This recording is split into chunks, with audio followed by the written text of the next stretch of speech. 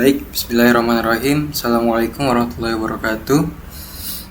Perkenalkan, nama saya Torik Albar Romanov dengan NIM 60200123002. Di sini saya akan mempresentasikan terkait klasifikasi teks dokumen, deteksi berita hoax menggunakan NLP, studi komparasi Indo-BERT versus traditional machine learning.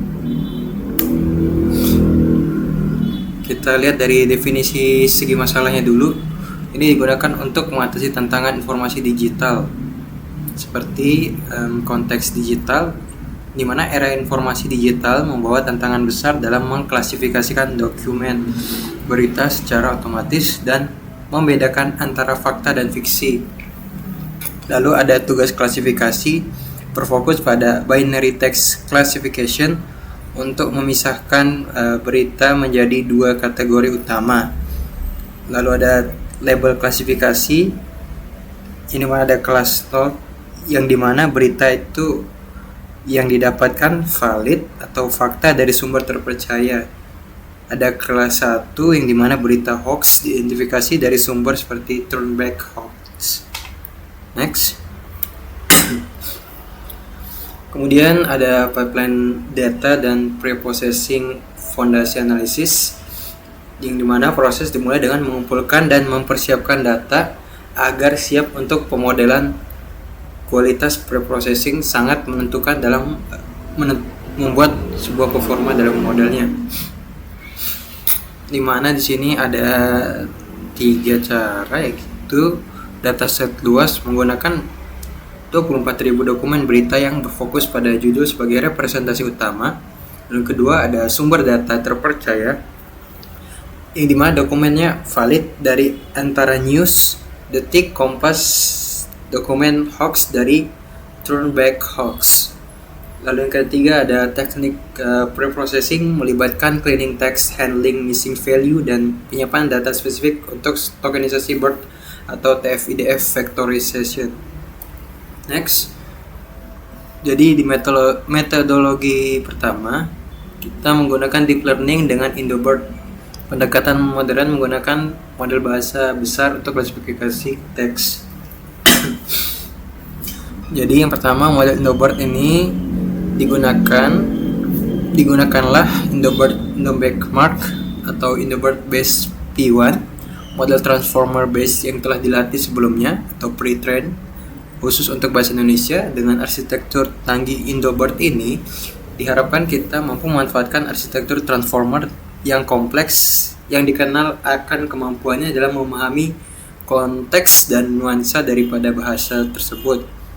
Dan untuk setup trainingnya, modelnya itu dilakukan fine tuning secara spesifik untuk tugas klasifikasi biner, deteksi hoax, menyesuaikan bobotnya dengan karakteristik dataset.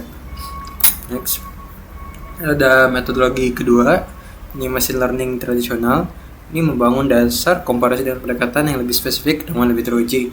Dengan fitur ekstraksi TF-IDF, mengubah teks menjadi representasi vektor numerik berdasarkan bobot kata dan menekankan kata-kata yang penting dalam dokumen, tapi jarang di seluruh korpus. Lalu di algoritma penguji sendiri, sini digunakan 3 algoritma, yakni SVM, Super Vector Machine, dengan efektivitas untuk memisahkan data dengan hyperplane yang jelas. Lalu kedua ada random forest, menggabungkan beberapa pohon untuk menghasilkan sebuah keputusan yang robust. Lalu yang terakhir ada K-nearest neighbor atau KNN, mengklasifikasikan berdasarkan kedekatan dengan tetangga terdekatnya. Baik, dari pengujian akurasi modelnya, hasil eksperimen menunjukkan bahwasanya visualisasi di atas menunjukkan bahwa SVM linear mencapai akurasi tertinggi, diikuti oleh random forest dan Indo-BERT. Jadi di urutan pertama ada SVM, lalu yang kedua random forest, lalu Indo-BERT, dan di terakhirnya ada KNN. Lanjut. Sini kita bertanya, mengapa sih klasifikasi dari hasil klasik itu lebih unggul modern? Jadi, temuan mengejutkannya dari algoritma SVM linear secara signifikan mengungguli model deep learning dari IndoBird dalam dataset ini. Dengan karakteristik data kunci, data berupa judul berita yang pendek dan padat dengan representasi TF-IDF ternyata sudah cukup optimal untuk memisahkan hyperplane antara berita asli dan hoax tanpa perlu kompleksitas transformer.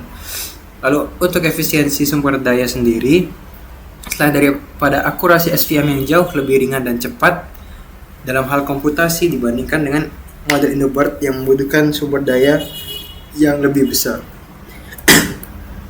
Next.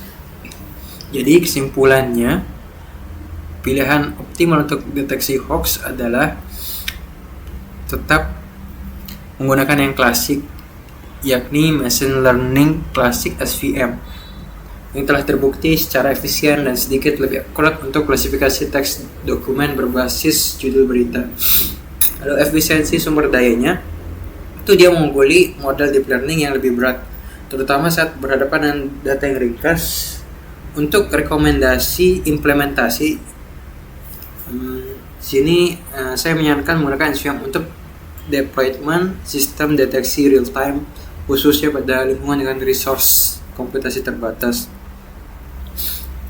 Implikasi penelitian, di sini